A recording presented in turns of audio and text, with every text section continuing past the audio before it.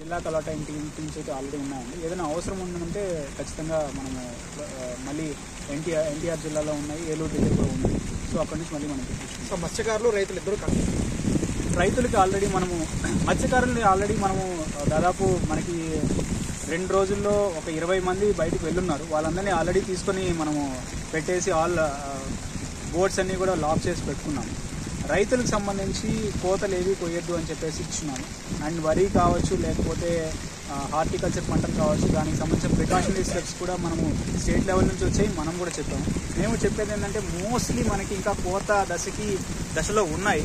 But ఏవి కూడా ఇప్పుడు ఈ వర్షాల కారణంగా మనం కోత కొయ్యొద్దనేసి మనం రైతులకు చెప్పడం జరుగుతుంది. ఒకవేళ ఎవరైనా కొన్ని ప్రికాషనరీ మెజర్స్ లైక్ మనము ఈ ఉప్పు ద్రవణం అనేది మనం పిచికారీ చేసుకోవడము, లేకపోతే ఏదైనా పడిపోతే అంటే ఒకవేళ వాలిపై దాన్ని మనం కట్టలుగా కట్టి నిలబెట్టడము, ఇలాంటి ప్రికాషనరీ మెజర్స్ అయితే తీసుకోమని చెప్తాం. ఒకటే కోరేది ఏంటంటే ఖచ్చితంగా ప్రభుత్వం ధాన్యం ప్రొక్యూర్ చేస్తుంది.